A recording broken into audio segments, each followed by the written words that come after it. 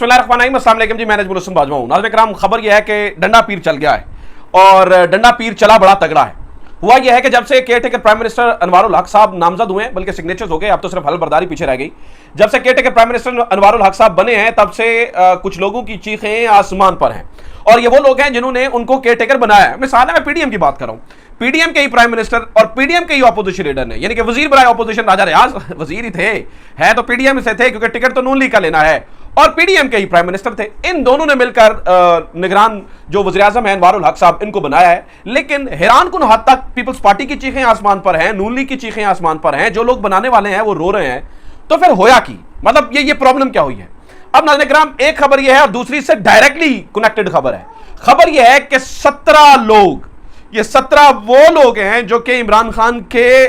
जो है ना वो बड़े ही सियासी दुश्मन है। ये 17 वो लोग हैं जो जिन्होंने इमरान खान को फंसाने में, इमरान खान से इंतकाम लेने में कोई कसर नहीं छोड़ी है। इन 17 लोगों के ऊपर बड़ा डंडा पीर चला है और इन 17 लोगों की लिस्ट बन गई है और इन 17 नामों को आगे दे दिया है। तो इन अ नटशेल ये हुआ क्या है, ये पूरी स्टोरी क्या है, ये चीजें किस तरह से हो रही हैं और अनवारुल हक के आने के बाद ये सारी चीजें किस तरफ जा रही हैं, ये मैं आपको जो है ना वो सादा तरीके से बता देता हूं। नाज़रीन किराम, हुआ ये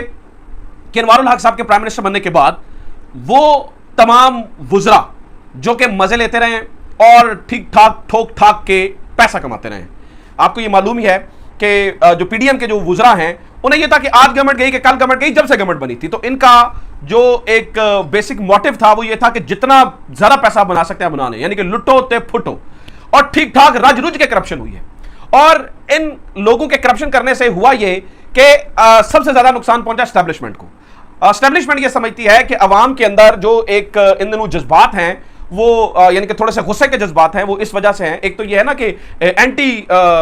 इमरान होने की वजह से जो है ना लोगों के सेंटिमेंट, एंटी इमरान होने से शायद उतना फर्क नहीं पड़ा है, लेकिन लोग ये समझते हैं कि इन चोरों को, डाकुओं को मुसल्लत हम पर करवाने में जो है ना वो एस्टैब्लिशमेंट का किरदार है। और एस्टैब्लिशमेंट को इस बात का अंदाजा है कि शायद लोगों के अंदर ये एक इंप्रेशन है और उस इंप्रेशन को ऑब्वियसली दूर करना है, क्योंकि ये करप्शन तो एस्टैब्लिशमेंट की मर्जी से नहीं हुई है ना। ये जितना ठोक ठाक के पैसा कमाते रहे हैं वो तो एस्टैब्लिशमेंट, क्योंकि ये तो अपने जाती मफाद के लिए पैसा कमाते रहे हैं ये जितने भी वजीर थे। तो खबर यह है कि 17 वजीरों की लिस्ट बनी है,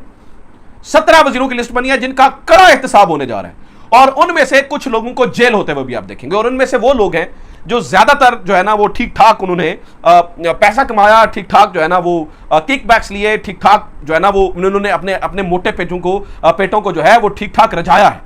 अब उनके खिलाफ अगर कार्रवाई होती है और ठीक ठाक कार्रवाई होती है और होते हुए नजर भी आती है, तो अवाम के अंदर जो ये जज्बात है ना कि लोग समझते हैं कि वो जी बड़े घर की सपोर्ट से ये हम पर मुसल्लत हुए, वो सेंटिमेंट्स थोड़ा सा उनको काउंटर करने में मदद मिलेगी। लिहाजा 17 लोगों की लिस्ट बन चुकी है और उन लोगों के खिलाफ अब फौरी कार्रवाई शुरू हो रही है। ये सबसे बड़ी न्यूज ऑफ द आवर दे रहा हूं आपको। यानी कि जो लोग इमरान खान को फंसाने में खुश थे, जो लोग इमरान खान को जेल में करवाने में खुश थे, जो लोग इमरान खान के खिलाफ दिन भर प्रेस कॉन्फ्रेंसेस करने में खुश थे, नाज़रीन डंडा पीर बजाते खुद उन्हीं लोगों के ऊपर चल गया है। और उसकी बेसिक वजह जो है वो मैंने आपको बता दिया कि बड़ा घर भी ये चाहता है कि ये इंप्रेशन दुरुस्त किया जाए, कोई हम इनके फैसिलिटेटर नहीं है, हम इनको जो है ना वो ऊपर नहीं बिठा के रखे हुए थे, इस इंप्रेशन को वो दुरुस्त करना चाहते हैं, इसलिए इन 17 लोगों के खिलाफ कार्रवाई हो रही है। इसी से जुड़ी हुई एक खबर और सुन लें। वो खबर नाज़रीन किराम ये है कि जब इमरान खान के घर रेड हुई है और इमरान खान को गिरफ्तार किया गया है और बाद में वो डायरी ड्रामा और ये सारा कुछ हुआ है, खबर यह है कि राना सनाउल्लाह ने एक सीनियर तरीन पुलिस ऑफिसर को, और ये जुनैद सलीम की खबर है, एक सीनियर तरीन पुलिस ऑफिसर को यह कहा है कि आप इमरान खान के खिलाफ ठोक के प्रेस कॉन्फ्रेंस करें और उस प्रेस कॉन्फ्रेंस में यह बताएं कि जब हम अंदर गए तो इमरान खान डरा हुआ था, उसके चेहरों के ऊपर परेशानी थी और ये सारी चीजें आप बताएं। लेकिन उस पुलिस वाले ने, उस सीनियर पुलिस वाले ने राना सनाउल्लाह साहब की बात मानने से इनकार कर दिया है और उन्होंने प्रेस कॉन्फ्रेंस करने से इनकार कर दिया और उन्होंने कहा जनाब कि मैं किसी किस्म की कोई प्रेस कॉन्फ्रेंस नहीं करने वाला हूं और ना मेरा कोई इरादा है। एक और खबर नाज़रीन किराम इसी से मिलती जुलती और है, और वो ये है कि पीपल्स पार्टी को भी एक लिस्ट दी गई है। पीपल्स पार्टी को कहा गया है और उस लिस्ट के अंदर कुछ नाम है, फुला फुला फुला फुला फुला फुला। पीपल्स पार्टी को कहा गया है कि आपने इन लोगों को टिकटें नहीं देनी है। ये वो लोग हैं या तो जो 17 वजीरों की तरह करप्शन में इन्वॉल्व रहे हैं या पैसा खाने में मसरूफ रहे हैं। अभी इसकी वजह सामने नहीं आई कि इनको टिकट क्यों नहीं देनी, या इनसे बड़ा घर नाराज है, या इन्होंने बड़े घर की बात नहीं मानी, या ये एक डिफरेंट पॉइंट ऑफ व्यू रखते थे, या ये प्रो इमरान इनका कुछ जहन था या सोच थी, या जो भी था। इन लोगों की लिस्ट जो है वो थमा दी गई है पाकिस्तान पीपल्स पार्टी को कि इन लोगों को टिकट आपकी तरफ से भी नहीं जाना चाहिए और अगर आपकी तरफ से टिकट गया तो फिर आपकी अपनी ही सीटें कम होंगी क्योंकि ये असेंबली में नहीं आने वाले हैं। और इसी वजह से पाकिस्तान पीपल्स पार्टी के बहुत सारे लोगों को इस टाइम जो है ना वो दंदल पड़ी हुई है। दंदल इसलिए पड़ी हुई है कि पता नहीं मेरा नाम है नहीं है, मेरा नाम है नहीं है, और ये एक दूसरे से इस वक्त जो है ना पूछते नजर आते हैं कि भाई तेरे की है, किसी ने वो लिस्ट देखी है या नहीं देखी है। ऐन मुमकिन है कि इसी तरह की नाज़रीन इकराम कुछ और लिस्टें भी, ऐन मुमकिन है कि इस तरह की कुछ और लिस्टें भी जो है ना वो थमाई गई हैं बहुत सारे लोगों को, और उनको यानी कि मुख्तलिफ जमातों को, हो सकता है नून लीग को भी इस तरह की एक टिकट जो है ना वो लिस्ट थमाई गई है, और उसमें भी कुछ लोगों के नाम दिए गए हों कि भाई ये लोगों को भी आपने टिकट नहीं देनी है। पाकिस्तान पीपल्स पार्टी के अलावा और भी 13 जमातें जो पीडीएम के अंदर शामिल नहीं हैं, उनको भी ये लिस्टें जो है ना वो थमाई जा सकती हैं कि जनाब ये लोग जो है ना वो इस वक्त नहीं आने चाहिए। तो नाज़रीन इकराम, दो इंप्रेशन इससे ठीक होने जा रहे हैं।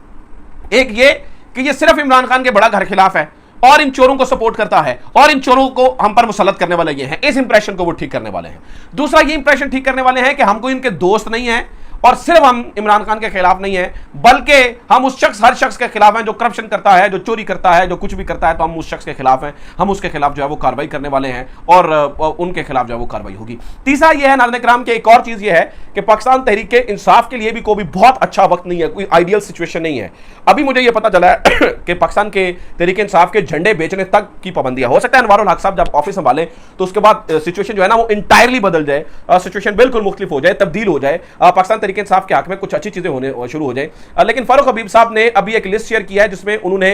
मुख्तलिफ जगहों के बारे में बताया है जिनको सील किया गया है फैसलाबाद के अंदर, जिनका जो कसूर है वो सिर्फ एक था कि वो पाकिस्तान झंडे के साथ जो है वो पाकिस्तान तहरीक इंसाफ के झंडे भी जो है ना वो बेच रहे थे। पाकिस्तान तहरीक इंसाफ की चीजें, पाकिस्तान तहरीक इंसाफ की चीजें जो है ना वो स्टॉल पे लगी हुई थी, यानी कि तहरीक इंसाफ का झंडा तक उठाने में इस वक्त जो है ना वो मनाही है। एक और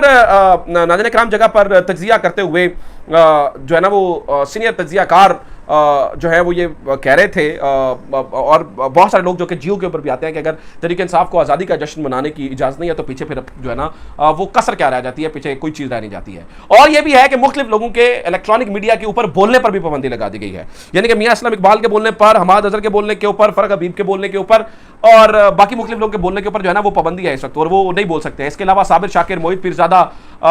आदिल राजा और वो तमाम लोग जो कि आपको पता है कि एक नुक्ता नजर रखते हैं और उनके वो कहते हैं जी, पैमरा कहता है जी वो इश्तिहारी हैं इसलिए उनके ऊपर जो है ना वो पाबंदी है, इश्तिहारी हैं इसलिए जो है ना वो उनको इलेक्ट्रॉनिक मीडिया पर बोलने की इजाजत नहीं है। तो अगर वो इश्तिहारी हैं तो नवाज शरीफ साहब की जो है ना वो कौन सी वो उन्होंने जुर्म नहीं किया हुआ, नवाज शरीफ साहब भी इश्तिहारी हैं लेकिन नवाज शरीफ साहब का नाम लेने की इजाजत है। लेकिन स्क्रू टाइट हो रहे हैं और सबके टाइट हो रहे हैं और हर तरफ जो है ना वो स्क्रू टाइट होते हुए नजर आ रहे हैं, तो लिहाजा चीजें जो है ना वो सबके लिए गड़बड़ होने वाली हैं। तो मुख्तलिफ जमातें आप देखेंगे कि तहरीक इंसाफ के साथ अब इज़हार यकजहती करती हुई नजर आएंगी, बल्कि तहरीक इंसाफ के साथ खड़ी होती हुई नजर आएंगी, क्योंकि एक ये जो था ना कि वो छोटे मियाँ साहब आ रहे हैं,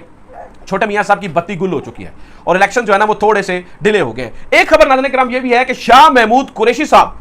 इनके बारे में राजा रियाज साहब जो कि कंपनी के ही बंदे हैं वो ये कहते हैं कि शाह महमूद कुरैशी साहब असल में मुआहिदा करके निकले हैं और ये माइनस इमरान खान के बाद काम करने के ऊपर रजामंद हैं और उन्होंने रिटर्न में दिया हुआ है कि ये माइनस इमरान खान काम कर सकते हैं और तहरीक इंसाफ को जो है वो माइनस इमरान खान चला सकते हैं। तो शाह महमूद कुरैशी साहब के ऊपर भी ये सख्त इल्ज़ाम जो है ना वो, और दूसरी चीज़ें में नज़र भी आ रही हैं कि कुरैशी साहब इस वक्त टेलीविजन पर भी नज़र आ रहे हैं। कुरैशी साहब जो है वो हमें मुख्तलिफ टॉक शोज में भी नजर आते हैं, लेकिन बाकी लोगों के ऊपर जो भी तहरीक इंसाफ का मौक़िफ़ रखना चाहता है उसके ऊपर जो है वो इस वक्त पाबंदी लगा दी गई है और तो उनको जो है ना वो इस वक्त टीवी के ऊपर आने की बिल्कुल भी कतअन इजाजत जो है वो नहीं है। लिहाजा डंडा पीर सब के ऊपर चलने वाला नाज़रीन इकराम, सब के ऊपर जो है ना वो अब सेटिंग होगी। जो एक इंप्रेशन है खास के इन चोरों के वो बड़ा घर हमायती है, वो इस इंप्रेशन को खत्म करने जा रहे हैं और क्लिनजिंग करने जा रहे हैं और ठीक ठाक क्लिनजिंग जो है वो आपको होती हुई नजर भी आएगी। तो ये अब तक की सूरत हाल है, ये अब तक की इन्फॉर्मेशन है। उम्मीद करता हूँ ये वीडियो इन्फॉर्मेटिव रही होगी आपके लिए। वीडियो शेयर भी करें, अपना ख्याल भी रखें। खुदा हाफिज़, पाकिस्तान जिंदाबाद।